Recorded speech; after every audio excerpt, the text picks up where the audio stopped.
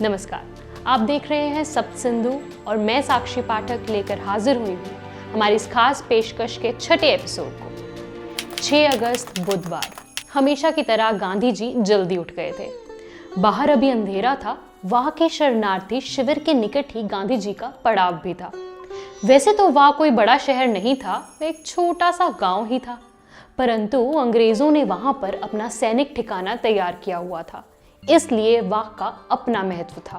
प्रशासनिक भाषा में कहें तो यह वाह कैंट था। इस कैंट में अर्थात वाह के उस शरणार्थी कैंप के एक बंगले में गांधी जी ठहरे हुए थे। वाह का शरणार्थी शिविर नजदीक ही था, इसलिए उस शिविर से आने वाली गंदी बदबू अत्यधिक तीव्र महसूस हो रही थी। इसी बदबू वाली पृष्ठभूमि में गांधी जी ने अपनी प्रार्थना समाप्त की। आज गांधी जी का काफिला लाहौर जाने वाला था। लगभग 250 मील की दूरी थी। संभावना थी कि कम से कम 7-8 घंटे तो लगने ही वाले हैं, इसलिए वाह से जल्दी निकलने की योजना थी। निश्चित कार्यक्रम के मद्देनजर सूर्योदय होते ही गांधी जी ने वाह कैंट छोड़ दिया और रावलपिंडी मार्ग से वे लाहौर की तरफ निकल पड़े। लाहौर, रावी नदी के तट पर स्थित यह शहर सिख इतिहास का महत्वपूर्ण शहर है। प्राचीन ग्रंथों में लवपुर अथवा लवपुरी के नाम से पहचाने जाने वाला शहर, इस शहर में लगभग 40% हिंदू सिखों की आबादी है। मार्च में मुस्लिम लीग द्वारा भड़काए गए दंगों के बाद बड़े पैमाने पर हिंदुओं और सिखों द्वारा अपने घर बार छोड़ने आरंभ कर दिए थे। लाहौर आर्य समाजियों का भी गढ़ है। अनेक कट्टर आर्य समाजी लाहौर में ही पले बढ़े और इन्होंने संस्कृत भाषा को भी आगे बढ़ाया। लाहौर में इस समय अनेक संस्कृत पाठशालाएं हैं।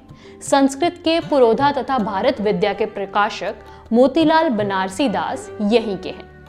हालांकि अब लगातार होते दंगों के कारण उन्होंने अपना बोरिया बिस्तर समेटकर भारत जाने का फैसला कर लिया है।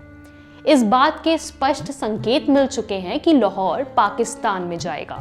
इस कारण महाराजा रंजीत सिंह की राजधानी और उनकी समाधि वाला ये शहर छोड़कर भारत जाना लाहौर के सिखों के लिए बहुत कठिन हो रहा है। शीतला माता का मंदिर, भैरव मंदिर, दावर रोड स्थित श्री कृष्ण मंदिर, दूध वाली माता मंदिर, डेरा साहब, आर्य समाज मंदिर जैसे कई प्रसिद्ध मंदिरों का अब क्या होगा, इसकी चिंता प्रत्येक हिंदू सिख के मन में है। प्रभु रामचंद्र के पुत्र लव, जिन्होंने यह शहर बसाया था, उनका मंदिर भी लाहौर के किले के अंदर स्थित है।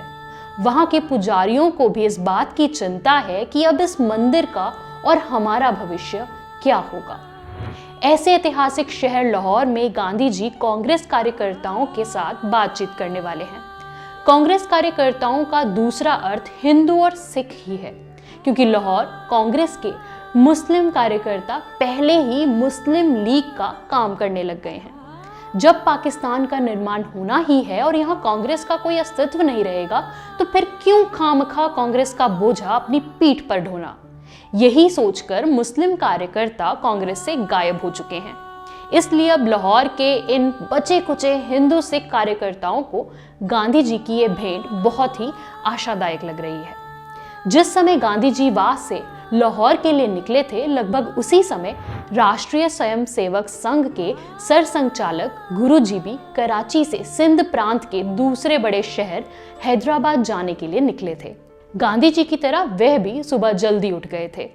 यह उनकी नियमित दिनचर्या थी। सुबह 6 बजे सूर्योदय होते ही गुरुजी ने प्रभात शाखा में प्रार्थना की और शाखा पूर्ण करने के उपरांत एक छोटी सी बैठक ली।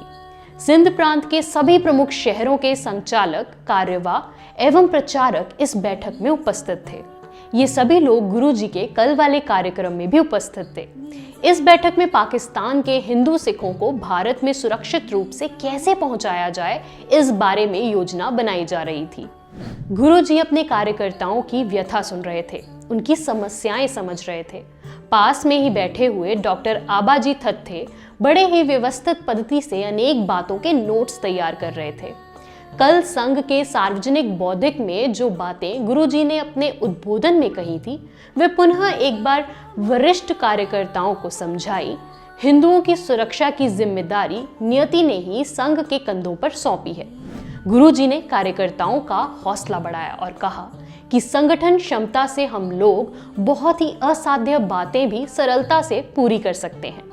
बैठक के पश्चात सभी कार्यकर्ताओं के साथ गुरुजी ने अल्पाहार ग्रहण किया और लगभग सुबह 9 बजे गुरुजी हैदराबाद की तरफ निकल पड़े।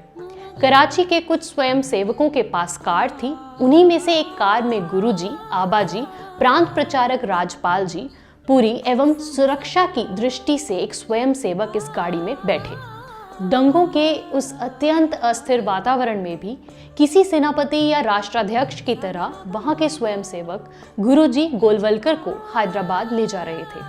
कराची से हैदराबाद का रास्ता लगभग 94 मील का है, लेकिन काफी अच्छा है। इस कारण ऐसा विचार था कि दोपहर भोजन के समय गुरुजी हैदराबाद पहुंच जाएंगे। रास्ते में भी प्रांत प्रचारक राजपाल जी ने गुरुजी को वहां की भयावह परिस्थिति के बारे में अवगत करा दिया। 17 योक रोड, नेहरू जी के निवास स्थान का कार्यालय। नेहरू जी के सामने कल 5 अगस्त को लॉर्ड माउंटबेटन द्वारा लिखित एक पत्र रखा हुआ था। उसका उत्तर उन्हें देना था। माउंटबेटन ने एक बड़ी ही विचित्र मांग रखी थी। काफी विचार करने के बाद नेहरू जी ने इस पत्र का उत्तर अपने सचिव को डिक्टेट करना आरंभ किया।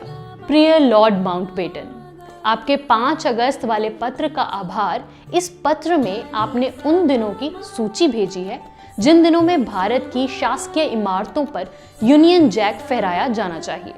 मेरे अनुसार इसका अर्थ ये निकलता है कि भारत के सभी सार्वजनिक स्थानों पर हमारे राष्ट्रध्वज के साथ साथ यूनियन जैक भी फहराया जाए। आपकी इस सूची में केवल एक दिन के बारे में मुझे समस्या है। वह दिन है 15 अगस्त का, अर्थात हमारी स्वतंत्रता का दिवस। मुझे ऐसा लगता है कि इस दिन यूनियन जैक फहराना उचित नहीं होगा। हालांकि लंदन स्थित इंडिया हाउस पर आप उस दिन यूनियन जैक फहराएं तो उसमें मुझे कोई आपत्ति नहीं है।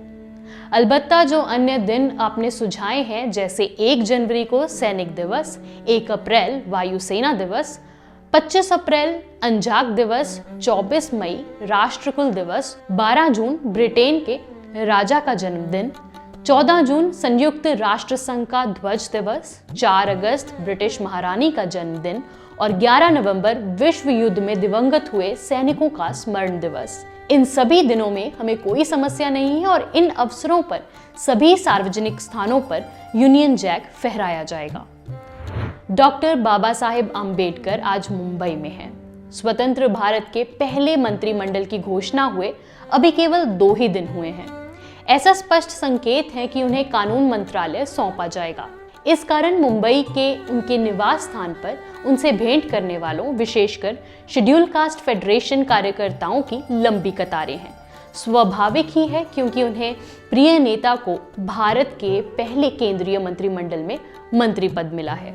इस तमाम व्यस्तताओं के बीच बाबा साहेब को थोड़ा एकांत चाहिए था। उनके दिमाग में अनेक विचार चल रहे थे। विशेषकर देश के पश्चिम भाग में भीषण हिंदू मुस्लिम दंगों की खबरें उन्हें बेचैन कर रही थी। इस संबंध में उनके विचार एकदम स्पष्ट थे। बाबा साहब भी विभाजन के पक्ष में ही थे, क्योंकि उनका यह साफ मानना था कि हिंदुओं और मुसलमानों का सह अस्तित्व संभव ही नहीं है।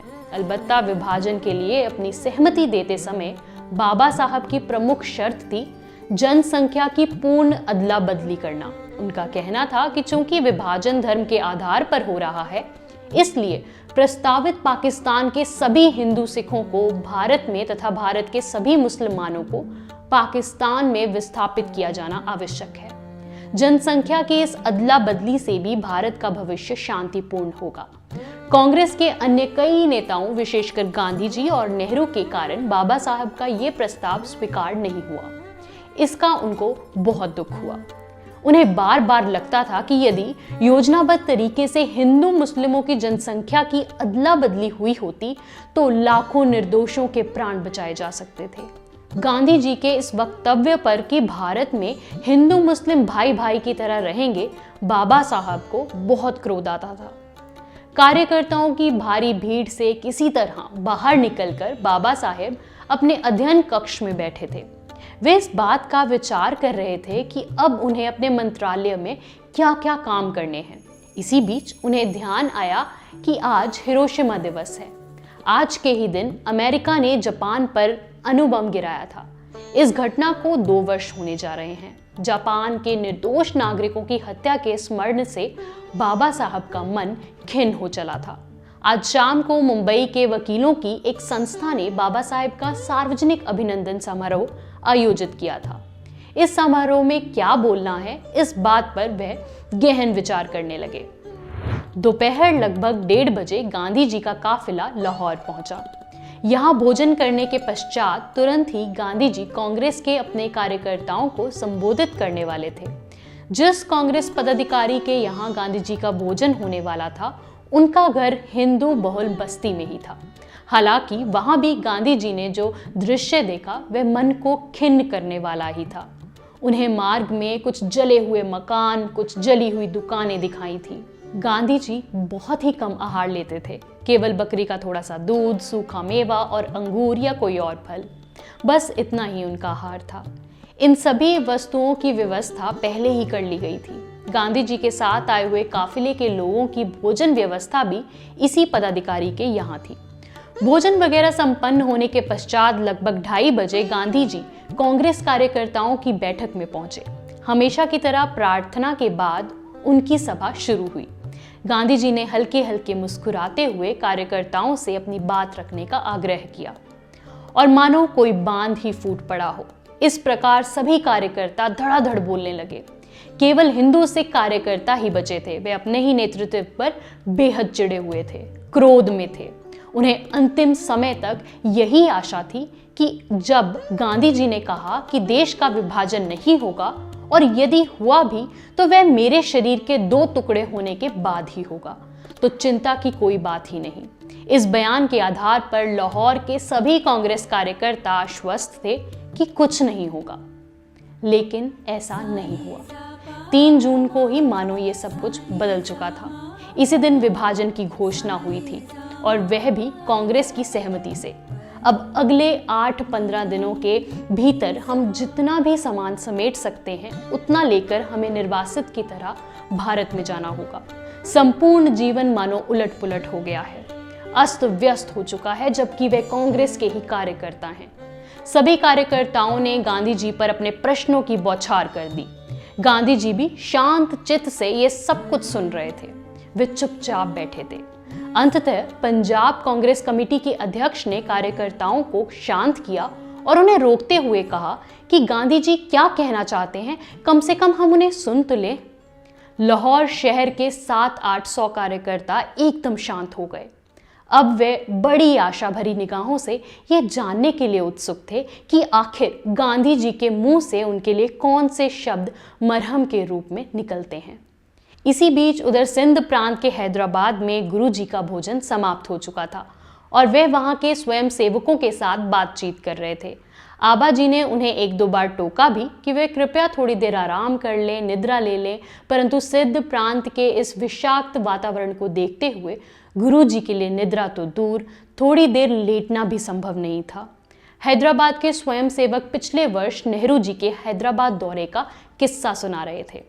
नेहरू जी ने पिछले वर्ष अर्थात 1946 में हैदराबाद में एक आम सभा लेने का सोचा था। उस समय तक विभाजन वाली कोई बात नहीं थी। सिंध प्रांत में मुसलमानों की संख्या गांवों में ही अधिक थी। कराची को छोड़कर लगभग सभी शहर हिंदू बहुल थे। 70% से भी अधिक हिंदू जनसंख्या थी। इसके बावजूद मुस्लिम लीग की तरफ से देश के विभाजन की मांग वाला आंदोलन जोर शोर से चल रहा था और यह आंदोलन पूरी तरह हिंसक था। इसलिए केवल 30% होने के बावजूद मुसलमानों ने शहर पर अपना दबदबा कायम कर लिया था। सभी सार्वजनिक स्थानों पर हिंदुओं के विरोध में बड़े बड़े बैनर लगे हुए थे। सिंध प्रांत के मंत्रिमंडल में मुस्लिम लीग का मंत्री खुर्रम तो सरेआम अपने भाषणों में हिंदुओं की लड़कियां उठा ले जाने की धमकियां दे रहा था। इन दंगाई मुसलमानों की गुंडागर्दी का मुकाबला करने में केवल एक ही संस्था सक्षम सिद्ध हो रही थी और वह थी राष्ट्रीय स्वयंसेवक संघ। प्रांत प्रचारक राजपाल पुरी इस क्षेत्र में नियमित रूप से प्रवास पर आते रहते थे। इसलिए जब कांग्रेस कार्यकर्ताओं को ये पता चला कि हैदराबाद में जवाहरलाल नेहरू की होने वाली सभा को मुस्लिम लीग के गुंडे बर्बाद करने वाले हैं तथा नेहरू की हत्या की योजना बना रहे हैं, तब उन्हें समझ में नहीं आ रहा था कि क्या किया जाए। इस समय सिंध के वरिष्ठ कांग्रेस नेता चिमनदास और लाला कृष्ण चंद ने संघ के प्रांत प्रचारक राजपाल पुरी से संपर्क किया और नेहरू की सुरक्षा के लिए संघ स्वयंसेवकों की मदद मांगी। राजपाल जी ने सहमति जताई और मुस्लिम लीग की चुनौती स्वीकार की। इसके बाद ही हैदराबाद में नेहरू जी की एक विशाल आम सभा हुई, जिसमें संघ के स्वयंसेवकों की सुरक्षा व्यवस्था एकदम चौकस थी। उन्हीं के कारण इस आम सभा में कोई गड़बड़ी नहीं हुई, ना ही कोई व्यवधान उत्पन्न हुआ। गुरु जी के सानिध्य में हैदराबाद में स्वयंसेवकों का बड़े पैमाने पर एकत्रीकरण हुआ। लगभग 2000 से अधिक स्वयंसेवक उपस्थित थे और पूर्ण गणवेश में उत्तम सांघिक संपन्न हुआ। इसके पश्चात गुरु जी अपना उद्बोधन देने के लिए खड़े हुए। उनके अधिकांश मुद्दे वही थे जो उन्होंने कराची के भाषण में कहे थे। अलबत्ता गुरु जी ने इस बात पर बल दिया कि नियति ने हमारे संगठन पर एक बड़ी जिम्मेदारी सौंप दी है। इस कारण सभी हिंदू सिख बंधुओं को अपने परिवारों सहित सुरक्षित रूप से भारत ले जाने के लिए हमें अपने प्राणों की बाजी लगानी है। आज नहीं तो कल हम पुनः अखंड भारत बनेंगे, लेकिन फिलहाल हमारे सामने हिंदुओं की सुरक्षा का काम अधिक महत्वपूर्ण और चुनौती भरा है। अपनी संगठन शक्ति के बल पर ऐसे अनेक असाध्य कार्य हम संपन्न कर सकते हैं, इसलिए धैर्य रखें। संगठन के माध्यम से हमें अपना पुरुषार्थ दिखाना है। उधर लाहौर में कांग्रेस कार्यकर्ताओं की बैठक में गांधी जी ने शांत चित्त से अपना भाषण आरंभ किया।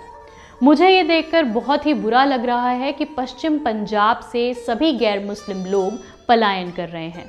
कल वाह के शिविर में भी मैंने यही सुना और आज लाहौर में भी मैं यही सुन रहा हूँ। ऐसा नहीं होना चाहिए।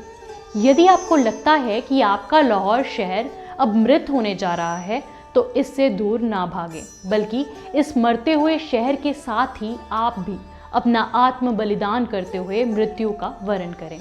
जब आप भयग्रस्त हो जाते हैं तब वास्तव में आप मरने से पहले ही मर जाते हैं। यह उचित नहीं है। मुझे कतई बुरा नहीं लगेगा यदि मुझे यह खबर मिले कि पंजाब के लोगों ने डर के मारे नहीं बल्कि पूरे धैर्य के साथ मृत्यु का सामना किया। गांधी जी के मुंह से ये वाक्य सुनकर 2 मिनट तक तो कांग्रेस कार्यकर्ताओं को समझ ही नहीं आया कि वे क्या कहें। वहां बैठे प्रत्येक कांग्रेस कार्यकर्ता को ऐसा लग रहा था मानो किसी ने उबलता हुआ लोहा उनके कानों में उंडेल दिया हो। गांधी जी कह रहे थे कि मुस्लिम लीग के गुंडों द्वारा किए जा रहे प्राण घातक हमलों के दौरान आने वाली मृत्यु का सामना धैर्य से करें। ये कैसी सलाह है? लाहौर आते समय ही रास्ते में गांधी जी को एक कार्यकर्ता ने बताया कि भारत का राष्ट्रध्वज लगभग तैयार हो चुका है। केवल उसके बीच में स्थित चरखे को निकालकर सम्राट अशोक का प्रतीक चिन्ह अशोक चक्र रखा गया है। यह सुनते ही गांधी जी भड़क गए। चरखा हटाकर सीधे अशोक चक्र? सम्राट अशोक ने तो भरपूर हिंसा की थी, उसके बाद में बौद्ध पंथ अवश्य स्वीकार किया था, लेकिन उससे पहले तो जबरदस्त हिंसा ही की थी ना। ऐसे हिंसक राजा का प्रतीक चिन्ह भारत के राष्ट्रध्वज में? नहीं, कदापि नहीं। इसलिए कार्यकर्ताओं की बैठक समाप्त होते ही गांधी जी ने महादेव भाई से तुरंत एक वक्तव्य तैयार करके अखबारों में देने का आदेश दिया। गांधी जी ने अपना बयान लिखवाया। मुझे आज पता चला है कि भारत के राष्ट्रध्वज के संबंध में अंतिम निर्णय लिया जा चुका है, परंतु यदि इस ध्वज के बीचों बीच चरखा नहीं होगा तो मैं इस ध्वज को प्रणाम नहीं करूंगा। आप सभी जानते हैं कि भारत के राष्ट्रध्वज की कल्पना सबसे पहले मैंने ही की थी, और ऐसे में यदि राष्ट्रध्वज के बीच में चरखा नहीं हो तो ऐसे ध्वज की मैं कल्पना भी नहीं कर सकता। 6 अगस्त की शाम मुंबई के आकाश में हल्के फुल्के बादल हैं और बारिश की संभावना नहीं के बराबर है। मध्य मुंबई के एक प्रतिष्ठित सभागार में मुंबई के समस्त अधिवक्ताओं के संगठन का एक कार्यक्रम रखा गया है, जिसमें स्वतंत्र भारत के पहले कानून मंत्री डॉक्टर बाबा साहेब आम्बेडकर का स्वागत और सत्कार किया जाना है। कार्यक्रम बहुत ही उत्तम पद्धति से संपन्न हुआ। बाबा साहेब ने भी पूरे मनोयोग से अपना भाषण दिया। भारत की पूर्वी और पश्चिमी सीमा पर फैले दंगों और हिंसात्मक वातावरण पर भी वे बोले। जैसे जैसे 6 अगस्त की रात काली और घनी अंधेरी होती जा रही थी, वैसे वैसे पश्चिम पंजाब, पूर्वी बंगाल, सिंध, बलूचिस्तान इत्यादि स्थानों पर रहने वाले हिंदू सिखों के मकानों पर भय की छाया और गहरी होती जा रही थी। हिंदुओं और सिखों के घरों, परिवारों और विशेषकर लड़कियों पर हमले लगातार तीव्र होते जा रहे थे। सीमावर्ती इलाकों में हिंदुओं के मकानों में लगी आग की ज्वालाओं को दूर से देखा जा सकता था। स्वतंत्रता की दिशा में जाने वाला एक और दिन समाप्त हो रहा था।